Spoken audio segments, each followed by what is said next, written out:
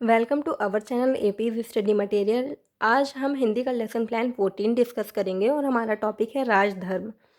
सबसे पहले हम इसमें लेफ्ट हैंड साइड पे दिनांक डालेंगे, फिर विषय डालेंगे, उपविषय गद्य डालेंगे, गद्य है क्योंकि, और प्रकरण जो भी हमारा टॉपिक है उसे लिख के हम हमेशा अंडरलाइन करते हैं। राइट हैंड साइड पे हम कक्षा, समय और चक्र डालेंगे। फिर आ जाता है हमारा सामान्य उद्देश्य। सामान्य उद्देश्य सभी लेसन प्लान में सिमिलर होता है। उसके बाद आ जाएगा हमारा विशिष्ट उद्देश्य, ये भी सभी लेसन प्लान में सेम ही होता है। इसके बाद आ जाएगा हमारा बोधात्मक उद्देश्य। बोधात्मक उद्देश्य भी सेम रहेगा, बस हम ये ध्यान रखेंगे कि जो भी हमारा टॉपिक है उसे हम यहाँ लिखेंगे। जैसे हमने यहाँ लिखा है छात्र राजधर्म नामक पाठ के भाव को समझ सकेंगे। अगर इसकी जगह कोई और टॉपिक है आपका तो आप वो यहाँ पे लिखेंगे, तो ये हमें ध्यान रखना है। उसके बाद आ जाता है हमारा भावात्मक उद्देश्य, कौशलात्मक उद्देश्य और सहायक सामग्री। सहायक सामग्री में जो भी चीज़ें हम टीचिंग के टाइम पे यूज़ करते हैं उनको लिखते हैं, जैसे flash card, duster, marker, black board, ठीक है, वो चीज़ें हम यहाँ लिखते हैं। उसके बाद आ जाता है नेक्स्ट हमारा प्रस्तावना प्रश्न, इंट्रोडक्टरी क्वेश्चन। तो ये किसी किसी कॉलेज में 5 या 4 बनवाए जाते हैं। हमारे कॉलेज में 3 बनवाए गए थे, तो हम 3 बनाए हैं हमने। तो हमने यहाँ पे लिखा है पहला क्वेश्चन, रामचंद्र किसके पुत्र थे? बच्चे उत्तर देंगे दशरथ के। फिर लिखेंगे दशरथ कौन थे? बच्चे उत्तर देंगे अयोध्या के राजा। फिर हम यहाँ पे दूसरा क्वेश्चन लेंगे कि राजा के कर्तव्यों को क्या कहा जाता है। तो ये प्रॉब्लमेटिक क्वेश्चन हो गया, बच्चे उत्तर नहीं दे पाएंगे। तो हम यहाँ पे उद्देश्य कथन में लिखेंगे कि आज हम लोग राजधर्म नामक पाठ का विस्तारपूर्वक अध्ययन करेंगे जो जातक कथा से ली गई है। ठीक है, अब इसके बाद आ जाएगा हमारा नेक्स्ट प्रस्तुतिकरण। प्रस्तुतिकरण में 3 कॉलम बनेंगे, क्रम संख्या, शिक्षण बिंदु, छात्र अध्यापिका क्रिया।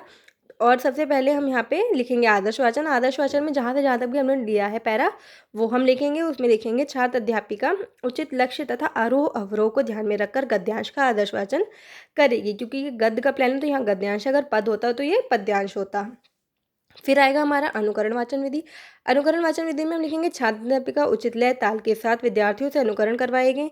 उच्चारण विधि, उच्चारण विधि में जो भी टफ वर्ड्स बच्चे नहीं पढ़ पाते हैं उन्हें हम यहाँ लिखते हैं। जैसे हमने यहाँ लिखा है ब्रह्मदत्त, बोधिसत्व और श्रद्धापूर्वक। ठीक है, फिर इसके बाद आ जाएगा हमारा शब्द अर्थ। हमने यहाँ 4 कॉलम बनाए हैं, शब्द अर्थ विधि और स्पष्टीकरण। सबसे पहले हमने यहाँ लिया है सुर में, अर्थ बताएंगे रमणीक, विधि पर्यायवाची, स्पष्टीकरण में बताएंगे किसी का अधिक सुंदर होना। फिर है नेक्स्ट दुर्गम, अर्थ है कठिन, विधि पर्यायवाची, स्पष्टीकरण में लिखेंगे जहाँ पहुँचना कठिन हो। ठीक है, इस तरीके से हम यहाँ पे शब्द अर्थ लिखते हैं। फिर आ जाता है हमारा नेक्स्ट पेज पे 4 कॉलम बनेंगे, छात्र अनुक्रिया, शिक्षण बिंदु, सहायक सामग्री और श्यामपट्ट कार्य। तो सबसे पहले हम लिखेंगे सभी छात्र छात्राएं ध्यानपूर्वक सुनेंगे। उसके बाद अनुकरण वाचन विधि के सामने लिखेंगे शिक्षिका के आदेश अनुसार गद्यांश का बच्चे अनुकरण करेंगे। और उच्चारण विधि के सामने लिखेंगे छात्र उच्चारण करेंगे, अर्थ बताएंगे एवं ध्यानपूर्वक सुनेंगे। इसके बाद आ जाता है शिक्षण बिंदु। शिक्षण बिंदु में लिखेंगे वाचन विधि और अनुकरण वाचन विधि। सहायक सामग्री में जो भी चीज़ें हम टीचिंग के टाइम पे यूज़ करते हैं उनको यहाँ पे हम इस तरीके से दिखाते हैं कि जो भी हमारा टीचिंग एड होगा उसको हम यहाँ मिनिएचर के रूप में लगा देते हैं। फिर आ जाता है हमारा जो भी हमारे टफ वर्ड्स हैं उनको इस तरीके से हम यहाँ पे लगाते हैं। जैसे हमने यहाँ लिखा है ब्रह्मदत्त, बोधिसत्व और श्रद्धापूर्वक। ठीक है, ये हो गया। और इसके बाद आ जाता है हमारा श्यामपट्ट कार्य। श्यामपट्ट कार्य में जो भी हमने शब्दार्थ बताए हैं उनको यहाँ पे हम इस तरीके से लिख देते हैं।